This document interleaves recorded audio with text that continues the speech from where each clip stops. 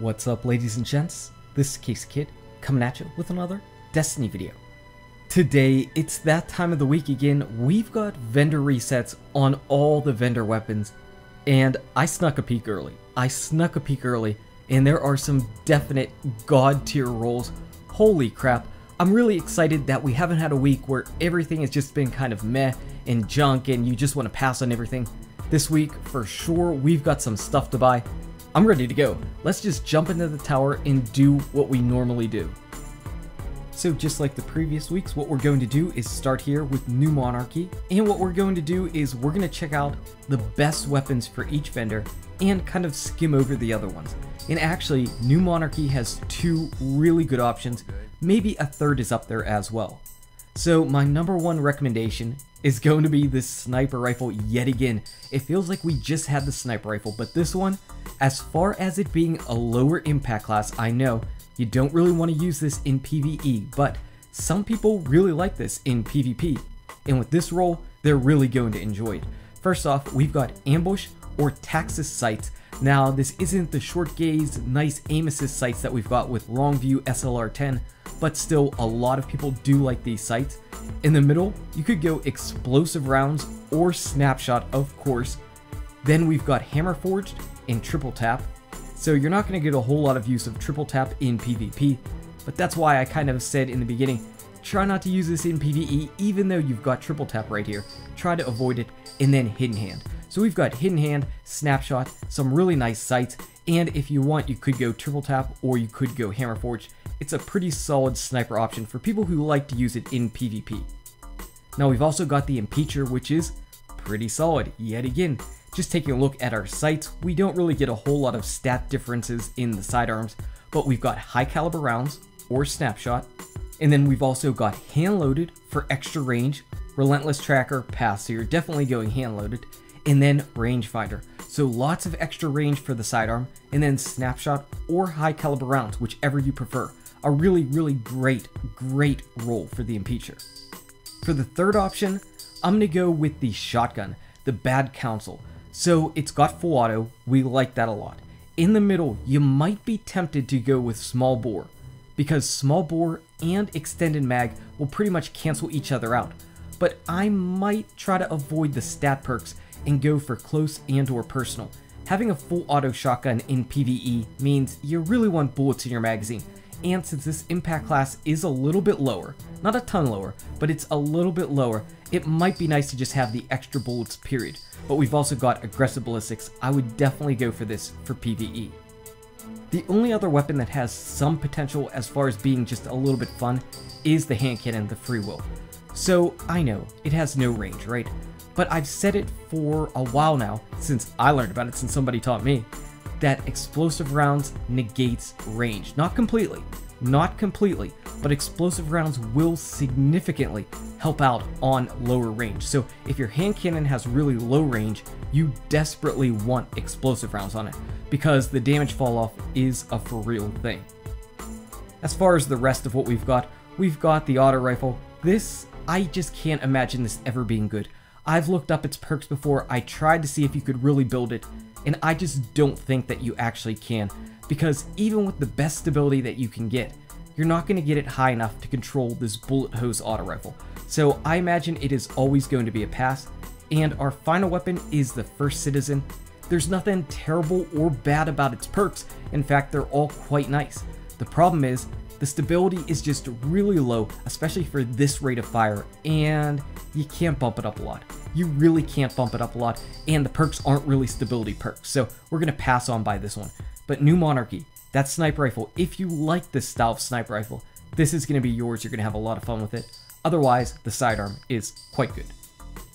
Okay, we've got the Crucible Quartermaster, and I like to skim through these things, except for the fact that literally all of these weapons are good. Every single one of them is a good roll this week. There's really nothing that I could say, you know what, that roll is just terrible. They all have their uses. So what are some of my favorites? Well, the sniper rifle, I think this is a perfect, really god tier roll for PvP. I think this scout rifle has a really fun PvE style roll. The palindrome, of course, is really good. It's good every single week. And this is even better PvE shotgun than the new Monarchy one. This is amazing synergy. So we're just going to walk through all of this stuff as quick as we possibly can because everything is good. So 0 Day Dilemma, why do I like this one? Well, there's synergy with spray and play. In the middle you could get perfect balance and then glass half full. So if you're a compulsive reloader like I am, you don't ever get to utilize this, but with spray and play, it might at least force you to go through your entire magazine, thus getting the boost of glass half full. That's why I like that gun. Moving on next. Yes, I know, I said the party favor was good, and it's actually pretty solid. I mean, why the heck not? So one of my biggest problems with the party favor is its low magazine size, but you've got feeding frenzy, so whenever you get a kill, you get to reload your magazine faster. You could give yourself additional stability, or if you really wanted, increase your magazine size, but I'd go with feeding frenzy, perfect balance, and then third eye. Doesn't do a ton since you have memory of Gjallarhorn, but it's still not the worst thing in the world, so I would say it's relatively solid. The hero formula, I said this looks really fun for PvE, and I think it is. So we don't really increase our stability with anything, but we've got Zen Moment, so that's going to increase stability artificially. Or Mulligan, I'd go Zen Moment. In the middle, I wouldn't worry about brace frame.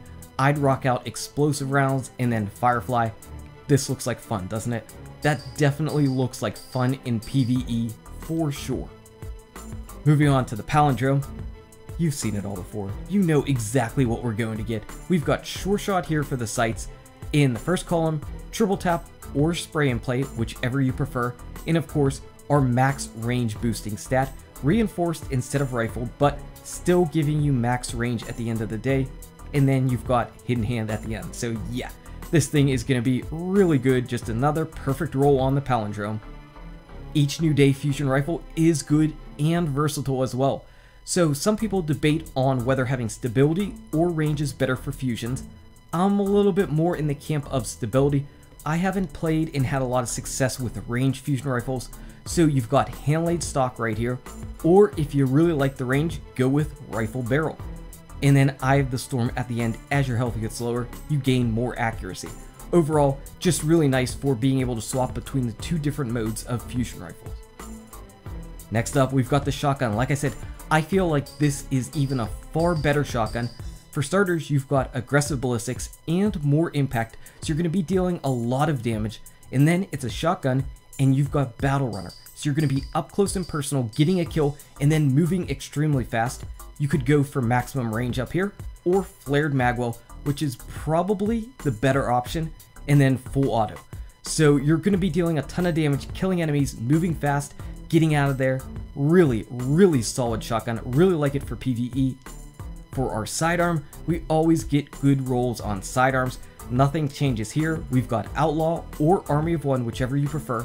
Then you've got hand loaded for extra range or high caliber rounds. Again, can't go wrong with either of those. And then Hot Swap. So Hot Swap is always nice because you're always swapping over to a sidearm and then putting in work with it, so you're going to have additional accuracy with that.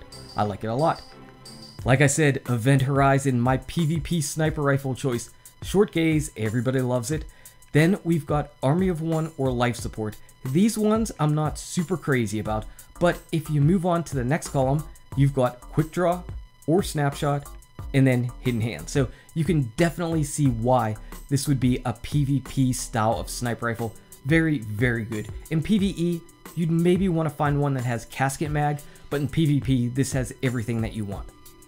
Finally, our last two weapons, there's nothing insane about them, but they're relatively solid. The Chaotic Neutral is just good overall from a stat perspective. Everything about it is just pretty solid overall. You might want to take it into PvE, but you've got some stability perks, and then maybe life support can proc and work for you. Just a pretty solid gun overall. And then with the rocket launcher, it's basically your tracking rocket launcher, though it also does have Field Scout.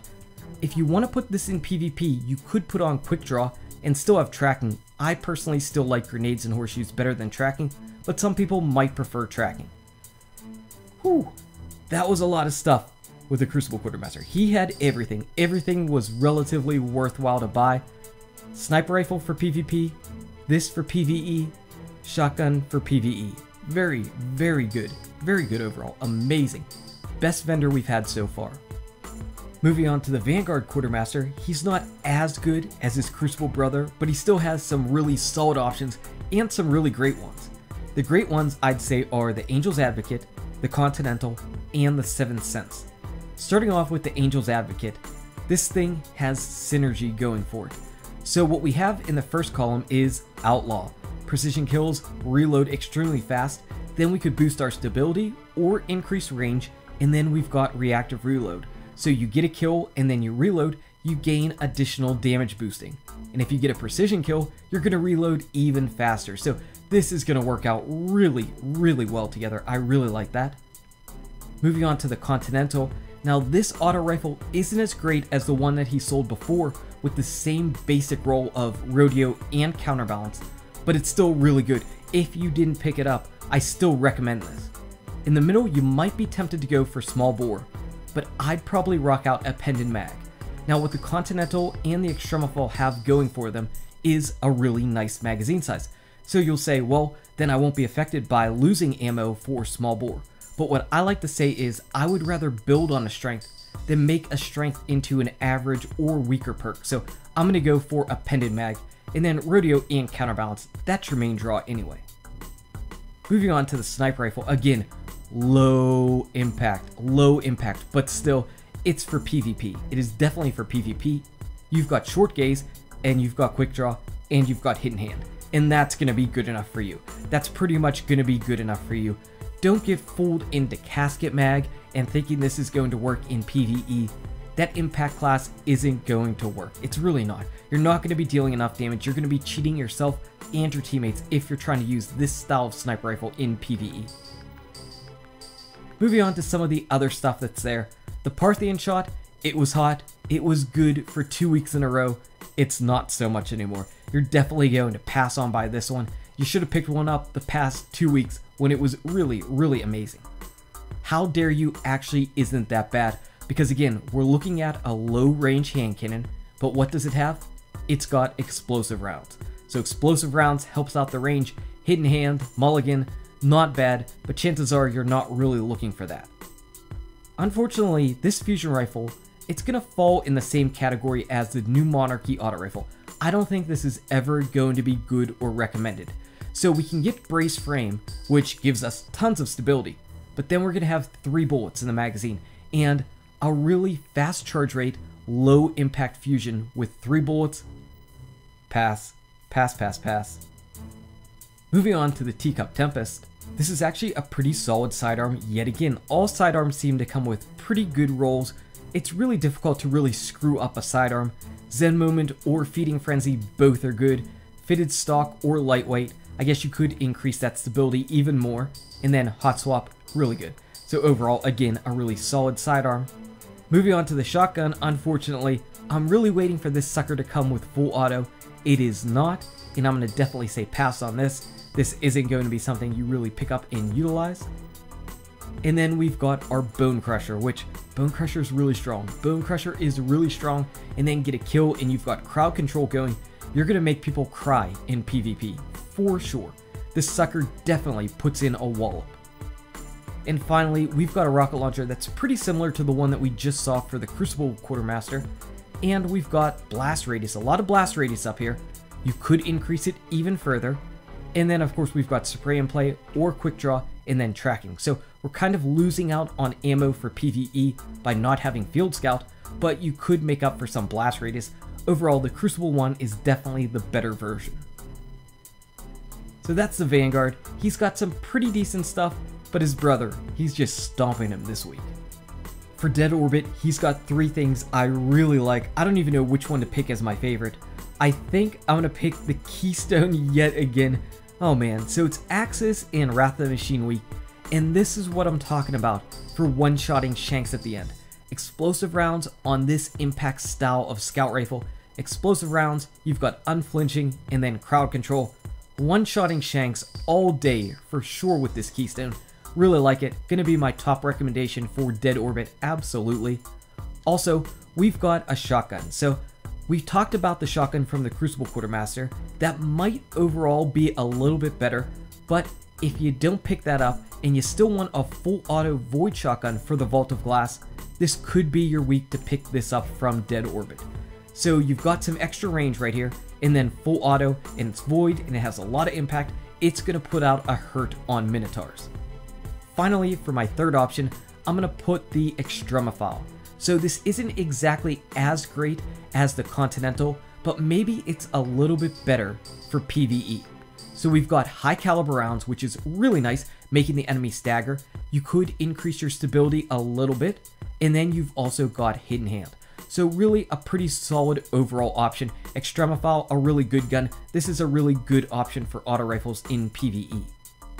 The rest of the stuff, I'm gonna just pass. So fusion rifle, no, not really up my alley. Not anything that I'm really writing home about. We're definitely gonna pass on by this one. And same thing goes for the sniper rifle. So the sniper rifle, we saw some relatively decent rolls on low impact sniper rifles. This one isn't really cutting it. This really isn't cutting it. I find, and I think that you'll find, that if you like the lower impact style of sniper rifles, the other rolls were definitely better from the other vendors. And finally, of course, Unto Dust. You had your moment in the sun last time we had Axis, and I really think that Bungie should have just given them cluster bombs yet again this week, but it didn't, and you're not going to use this, and we're going to skip it, and we're going to move on to the future war call. Alright, let's take a look at our last set of weapons. We'll go for 3 here. Yet again, we're going to go with the Scout Rifle, the Wounded. This looks pretty solid overall. I'm really kind of digging this. So we've got our sights here, and then we've got high caliber rounds, which should work out decently, perfect balance or triple tap, and then crowd control. Overall, I think that's a relatively solid option for PvE. What do you think about the Wounded? And of course, we're going to talk about the Wormwood. Again, sidearms are just so easy to build, though they tried to mess it up. They tried to mess it up with Relentless Tracker, but that's not going to do it. That's not going to mess it up enough. High caliber rounds, you could increase your stability, and then you've got hidden hand. So these options are going to be the ones you end up picking, though chances are you've got a Wormwood already. That's probably better than this. This isn't God tier, but this is just a relatively solid and pretty good option. And finally, I'm actually going to pick the Warpath. So the one problem I have with the Warpath is its velocity. The good thing is you can actually increase its velocity a little bit at the cost of that max blast radius. But we've got heavy payload to give us back our blast radius. So I think this is going to work out pretty well. You've also got quick draw on it and grenades and horseshoes. So this is definitely built for PvP. The problem is you really have to watch out for that velocity. It's just a little bit too low. In fact, it's probably too low for PvP. I just want to say that right now. But the role is built for PvP more than PvE. For the rest of the things, I'm going to pass on them. Now, I know people are probably like, what about the whale? What about the whale? And this one is close, but this one is one of those really tricky ones that kind of lures you in, but with a false sense of things. So explosive rounds, here's the problem. I really like explosive rounds on lower range, right? But explosive rounds and luck in the chamber doesn't really work together. As far as I know, the explosion from explosive rounds, the second damage number that pops up, does not get boosted by luck in the chamber. So only the first half of the shot gets boosted, and because of that, you're really kind of wasting luck in the chamber a little bit. But in the middle, we've got small bore, so people are like, wait a second, we can lower our magazine size, giving us closer to luck in the chamber, and that is great. If you were going to do that, you would do luck in the chamber, small bore, and then lightweight for sure. I just wish you could get more range than that. That is still relatively low for range on hand cannons. That's going to fall off really quick, and because of the fall off, you're not going to be getting those sexy 2-taps from as far away as you might with the palindrome. Just something to keep in mind. Like I said, this is kind of one of those troll tricky weapons that I think is going to look better initially on paper and then perform a little bit worse than you expect. That's my opinion. I would love to hear what you think, but I really think I'm right with this one. I really think I'm right with this one. Moving on to the rest of our weapons that we're just going to kind of skim through. We've got the Waltz, and we're going to pass on the Waltz. If this was Counterbalance, maybe we might make a case for it, but probably not, because we're really not boosting up our stability at all. High caliber rounds is nice, but they sold a perfect Waltz. I guess it was like a month ago now, though. It was definitely a long time ago. We're going to pass by that. And what do we have left? We have the Fusion Rifle, and that will be it. So the Fusion Rifle is our last and final thing. and it's really not cutting it. There's just nothing really amazing with it. So we're going to pass on by the fusion rifle here, and that is it. So overall, there were some amazing things. Crucible Quartermaster had absolutely everything. Crucible Quartermaster had it all. There are great scout rifles. Dead Orbit has a great scout rifle for Axis. We talked about the best weapon loadouts for Axis. I don't know, this week was pretty good. I really liked it. Anyway, guys and gals, thank you so much for watching. If you enjoyed this video, smack that like button and subscribe to the channel. Check out these awesome videos. Good luck with your raids, your drops, your weapons, and I'll see you around in Destiny. #don't be fooled.